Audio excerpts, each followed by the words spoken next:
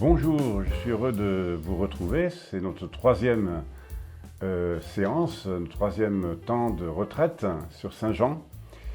Et ma question d'aujourd'hui, c'est est-ce que le premier père spirituel de Jean, ce n'était pas Jean-Baptiste?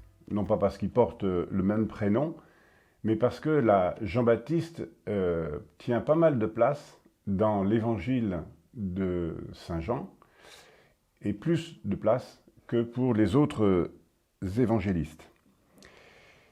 Jean-Baptiste est pour Jean l'évangéliste le premier grand témoin de Jésus. Je vous lis le milieu du chapitre 1 de Saint-Jean, dont on va avoir besoin aujourd'hui.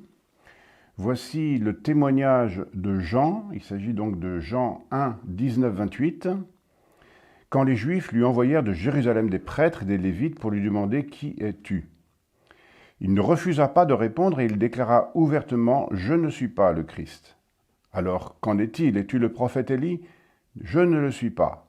Le prophète annoncé? Non. Alors ils lui dirent « Mais qui es-tu?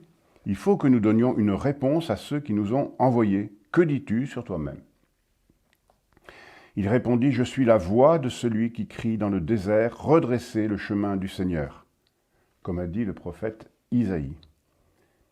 Or, ils avaient été envoyés de la part des pharisiens. Ils lui posèrent encore cette question « Pourquoi donc baptises-tu si tu n'es ni le Christ, ni Élie, ni le prophète ?» Jean leur répondit « Moi, je baptise dans l'eau, mais au milieu de vous se tient celui que vous ne connaissez pas. C'est lui qui vient derrière moi. Et je ne suis pas digne de délier la courroie de sa sandale. » Cela s'est passé à Béthanie, de l'autre côté du Jourdain, à l'endroit où Jean baptisait. Vous voyez l'importance quantitative et aussi qualitative que l'évangéliste fait de Jean-Baptiste. Donc ces premiers versets montrent déjà, à travers ce questionnement, comme si déjà Jean-Baptiste était en procès. Qui es-tu? D'où viens-tu? Que fais-tu? Es-tu le prophète? Etc. Et dans les réponses à ce réquisitoire ou à cet interrogatoire, comme un pré-procès de Jean-Baptiste, trois figures vont apparaître dans la réponse de Jean-Baptiste. Le premier, il dit « Je ne suis pas le Messie », personnage royal, celui qu'on appelle celui qui a reçu l'onction du Seigneur, celui qu'on attend. Je ne suis pas Élie, qui a été ascensionné, puisqu'à la fin de sa vie, le prophète Élie monte au ciel sur un char de feu. Et je ne suis pas le grand prophète Moïse. Je ne suis pas, je ne suis pas, je ne suis pas. Et vous remarquerez que ces trois « je ne suis pas » représentent les trois personnages qui sont présents au moment de la transfiguration de Jésus. Comme s'il y avait aussi là quelque chose qui nous était indiqué. C'est comme si Jean-Baptiste était la figure de passage, on va dire le pont ou le pontife entre l'Ancien Testament et le Nouveau Testament. Jean-Baptiste est le dernier du Premier Testament et il va se placer dans la lignée d'Abraham et des prophètes. Il témoigne de l'Ancien Testament pour amener le judaïsme à ce que nous appellerons le Nouveau Testament. Ce témoin, qui est Jean-Baptiste, comme d'ailleurs les autres qui viendront après lui, ne sont pas des annonceurs de doctrine, ils annoncent des personnes. Et ils ne demandent pas aux personnes de se situer par rapport à un contenu rationnel, mais par rapport à un contenu relationnel. C'est ça la foi, c'est miser sur une personne avant de miser sur un discours. Il est chargé de témoigner de la vérité. Ce n'est pas par sa parole qu'il va convaincre, par ses idées, mais plutôt par son mode de vie. Il croit à la force d'attraction de la vérité et à la liberté de l'accueillir. Il dit ce qu'il vit, il dit ce qu'il entend, il le dit sans peur. Courageusement, on le sait dès le début, mais aussi à cause de sa fin.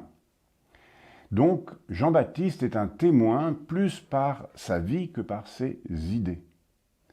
Parce qu'il ne désire pas, c'est ce qu'on sent dans ce premier dialogue, il n'amène pas les gens à lui, il amène les gens, les personnes, les Juifs, à un autre. Jean le Baptiste rend témoignage, dit le prologue de Saint Jean au chapitre 1, verset 15, Jean-Baptiste rend témoignage au Fils unique en proclamant « C'est de lui que j'ai dit, celui qui vient derrière moi est passé devant moi, car avant moi il était. » Et plus tard, d'ailleurs, Jean-Baptiste dira aussi, je lis verset 30 du chapitre 3, « Lui, il faut qu'il grandisse, et moi que je diminue. » Quelle transparence dans ce témoin, quelle humilité. Il ne présume pas du tout de son pouvoir spirituel, il renvoie à celui pour qui il est né et il est venu. C'est un témoin pour Jean l'évangéliste, comme Jean les aime, c'est-à-dire des témoins humbles. Dieu se cache en lui, Dieu se cache dans l'amour plus que dans le pouvoir. Le lendemain de ce réquisitoire, verset 29 du chapitre 1, « Voyant Jésus venir à lui, Jean déclara, et là on va entendre à nouveau des titres, « Voici l'agneau de Dieu qui enlève les péchés du monde. C'est de lui que j'ai dit, l'homme qui vient derrière moi est passé devant moi, car avant moi il était. Et moi, je ne le connaissais pas. Mais si je suis venu baptiser dans l'eau, c'est pour qu'il soit manifesté à Israël. » Alors Jean rendit ce témoignage, « J'ai vu l'Esprit descendre du ciel, l'onction, j'ai vu l'Esprit descendre du ciel comme une colombe et demeurer sur lui, mais moi je ne le connaissais pas. C'est celui qui m'a envoyé baptiser dans l'eau qui m'a dit, « Celui sur qui tu verras l'Esprit descendre et demeurer, celui-là baptise dans l'Esprit Saint. » Et il conclut, « Moi j'ai vu et je rends témoignage, c'est lui le Fils de Dieu. » Troisième titre. Donc 3 fois dans ce petit récit que je viens de relire, 3 fois l'Esprit Saint est nommé. Il est le souffle de Dieu qui va reposer sur Jésus et qui va même demeurer sur Jésus. Ce verbe johannique, demeurer, veut dire la stabilité. Et en liant ainsi l'Esprit Saint et Jésus, Jean le Baptiste fait de Jésus le Messie. Et il lui donne donc 2 titres. Au verset 34, « Celui sur qui tu verras l'Esprit descendre et demeurer, c'est lui le Fils de Dieu. » C'est lui l'élu de Dieu. Voilà le premier titre qui est relié à la personne de Jésus sur qui repose l'Esprit, l'élu ou le Fils de Dieu. Pour un juif, cela veut d'abord dire, dans un premier sens, ça veut dire roi, qui reçoivent l'onction. Roi de la lignée de David. Et donc, il est le fils de roi. Il est fils de roi. Car le roi, en Israël, c'est uniquement Dieu. Et lui, il est fils du roi. Ce terme de fils de Dieu va progressivement, vous le savez, dans les évangiles, évoluer pour dire progressivement, pour aller jusqu'au sens de l'égal de Dieu. Le deuxième titre que reçoit Jean, que reçoit Jésus, c'est agneau de Dieu. Ce terme qu'on emploie très souvent en liturgie, un agneau de Dieu.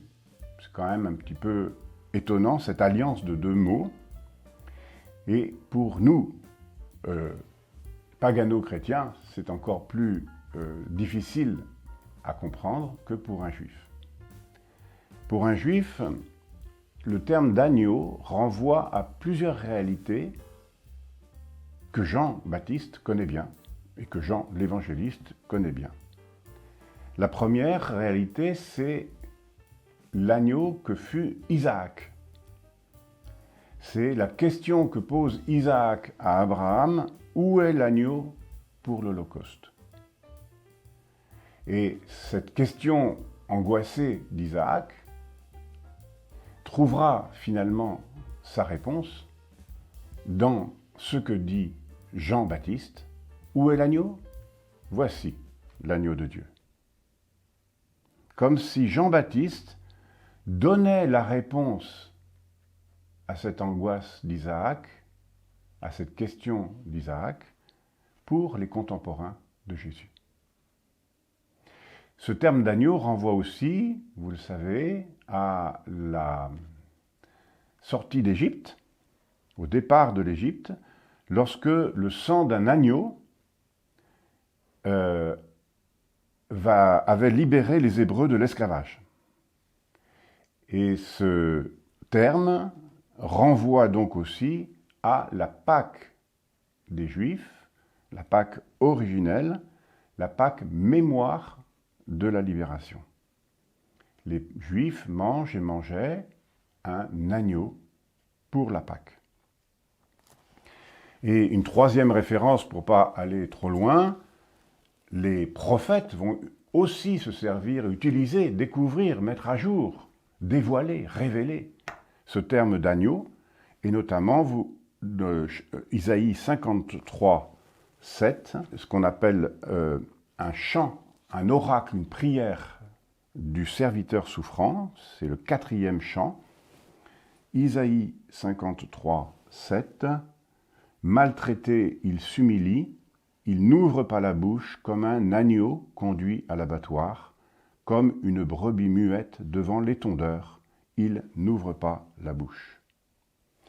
Puis on retrouvera aussi cette description d'un homme souffrant comme un agneau, au milieu des lions, au milieu des soldats, au milieu des griffes, pour reprendre des termes de ce psaume numéro 21, qui est le psaume de Jésus crucifié. Mon Dieu, pourquoi m'as-tu abandonné? Vous pouvez le lire et vous découvrirez aussi dedans combien Jésus se considère, se prend, est de fait l'agneau immolé, le serviteur souffrant. Et Jean l'évangéliste, qui ne peut pas ignorer cela, va justement, lorsqu'il va décrire la mort de Jésus, il va faire mourir Jésus à l'heure de la préparation de l'agneau pascal. C'est une différence avec les autres évangélistes, et parce que il a compris, il a choisi, il a été inspiré pour orienter l'une des figures de Jésus sur la figure du serviteur souffrant et de l'agneau. Et donc, ce faisant, Saint Jean l'évangéliste va donc faire se rejoindre deux images, deux réalités qui ne se ressemblent pas. D'abord une réalité royale, celle du Messie, et ensuite une réalité sacrificielle, celle d'un agneau. Eh bien, la personne de Jésus va rassembler ces deux réalités.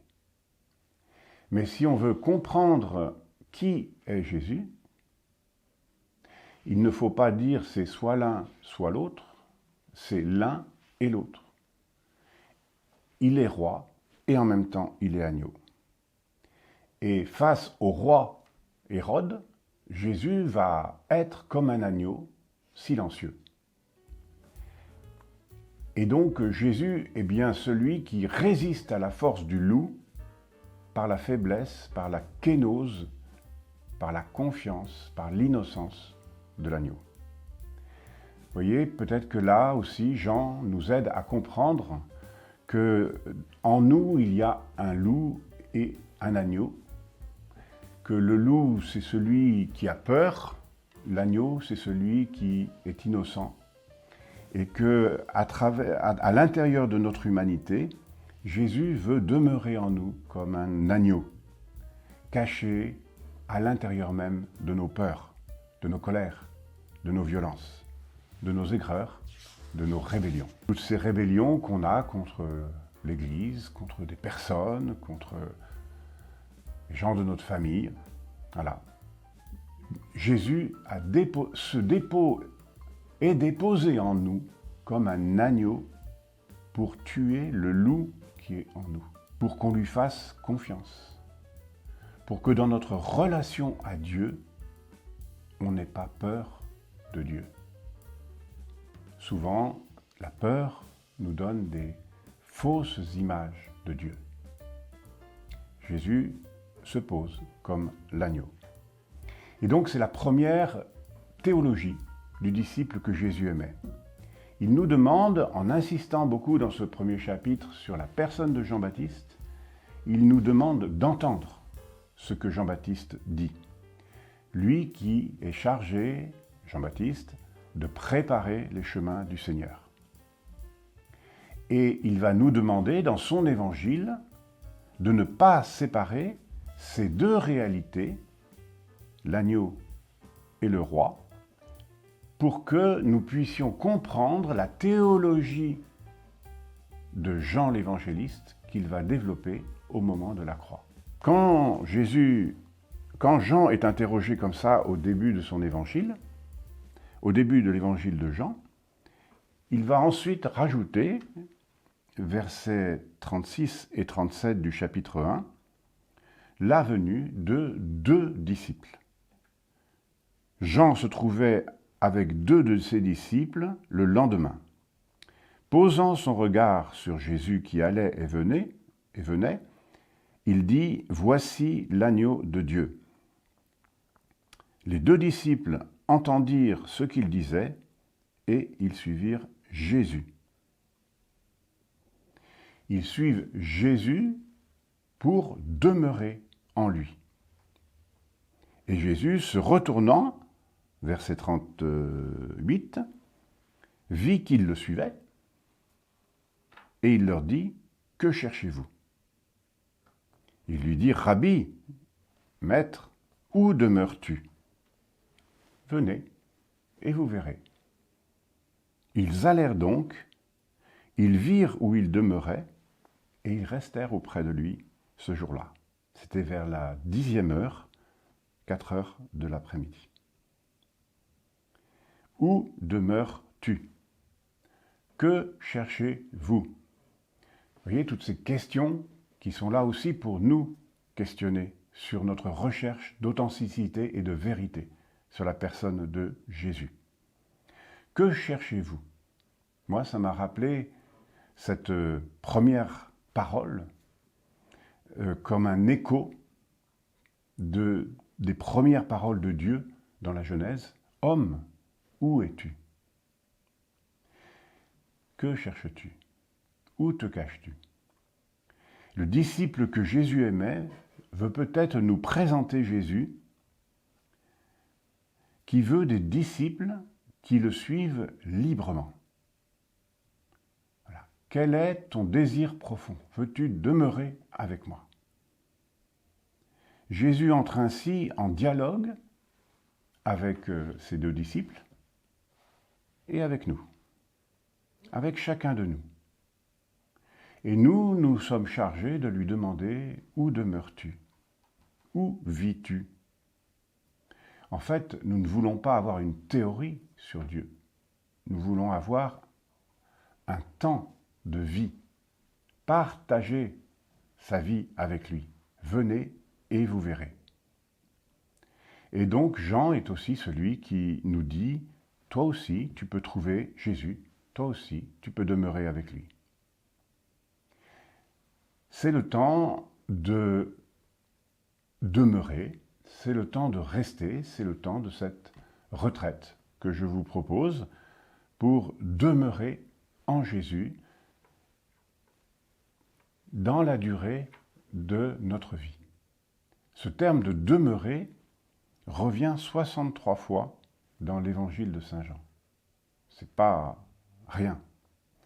Et c'est cette raison pour laquelle nous sommes en retraite. Et puis il y a cette rencontre donc qu'il vit, où il demeurait, mais où demeure le Fils de l'homme? Le Fils de l'homme n'a pas où poser la tête. Mais donc ce n'est pas une rencontre dans un lieu géographique, c'est une rencontre dans un lieu spirituel. Et où demeure Jésus?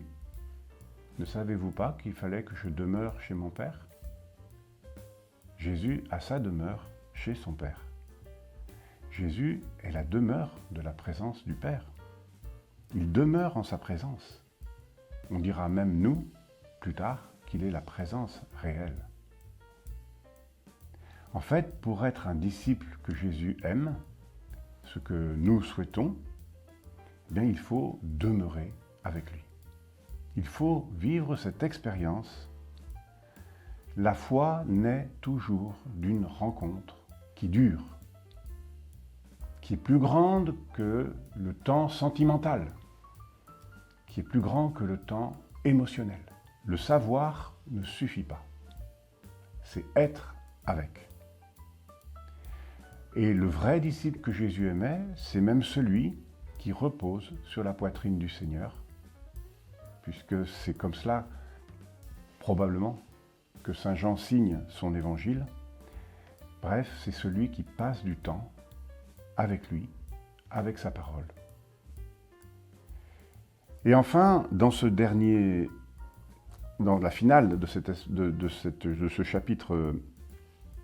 chapitre 1 de Saint Jean, il y a un 4e lendemain. Vous voyez? Donc le lendemain. Alors, ce sont des lendemains théologiques. Ce sont des heures symboliques, théologiques. Et nous sommes dans une de ces heures. Peut-être pas tous à la même heure, mais nous avons encore un chronos devant nous pour découvrir le kairos. C'est-à-dire que nous avons un temps humain pour découvrir la présence de Dieu. Je vous lis juste pour terminer le chapitre 1, versets 43 à 51. Le lendemain, Jésus décida de partir pour la Galilée. Il trouve Philippe. Ah, j'aime bien ça. Il trouve Philippe. Alors, le disciple, c'est celui qui est trouvé. Il lui dit, « Suis-moi ». Philippe était de Bethsaïde, le village d'André et de Pierre. Philippe, lui, trouve Nathanaël, la chaîne qui commence à se déployer. Il lui dit, « Celui dont il est écrit dans la loi de Moïse et chez les prophètes, nous l'avons trouvé, c'est Jésus, fils de Joseph de Nazareth. » Nathanaël lui répliqua, « De Nazareth peut-il sortir quelque chose de bon ?» On connaît tous cette phrase. Et Philippe répond la même chose que pour les autres disciples. « Viens et vois. » Et lorsque Jésus voit Nathanaël venir à lui, il déclare à son sujet, « Voici vraiment un Israélite, il n'y a pas de ruse en lui. » Nathanaël lui demande, « Mais d'où me connais-tu » Jésus lui répondit, « Tu sais, avant que Philippe ne t'appelle, quand tu étais sous le figuier, je t'ai vu. » Et Nathanaël lui dit, « Rabbi, Maître, c'est toi le Fils de Dieu. C'est toi le roi d'Israël. » Ah, Jésus lui reprend, « Je te dis que je t'ai vu sous le figuier, c'est pour cela que tu crois. Ben, tu verras des choses plus grandes encore.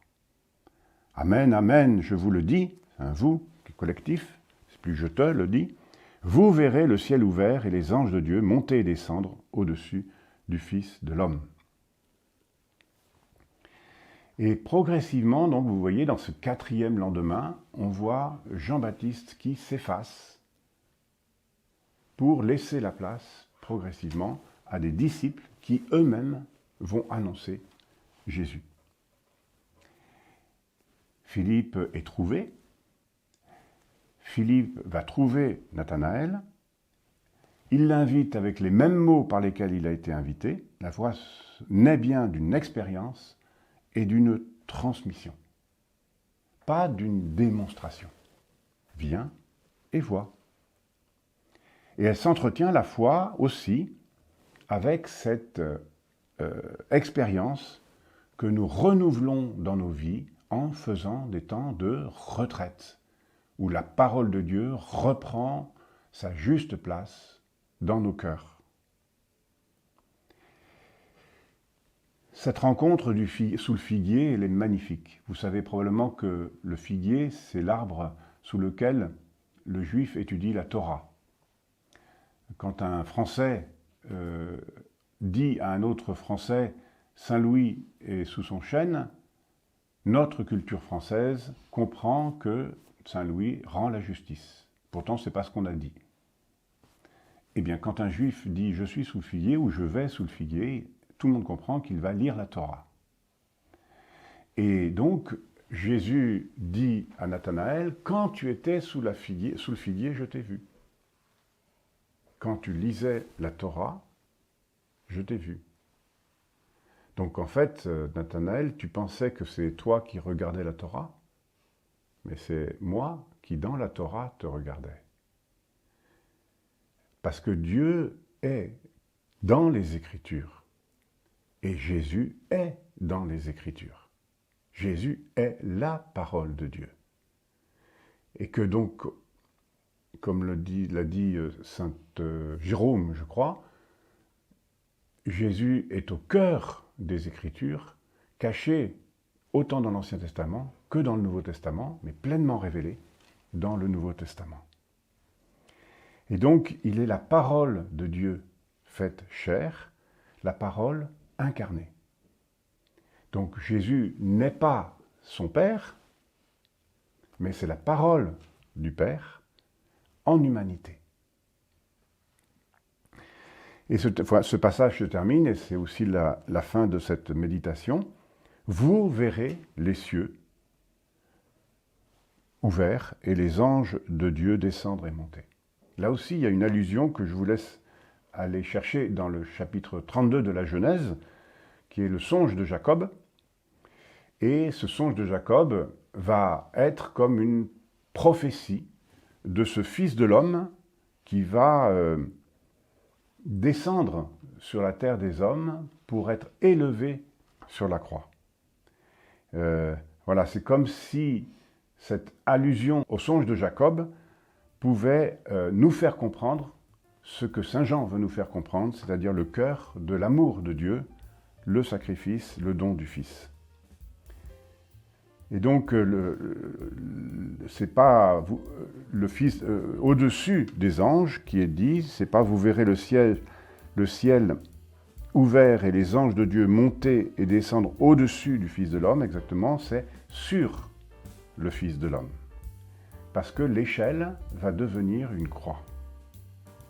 Jacob, dont le nom est changé en Israël, peut maintenant comprendre son songe.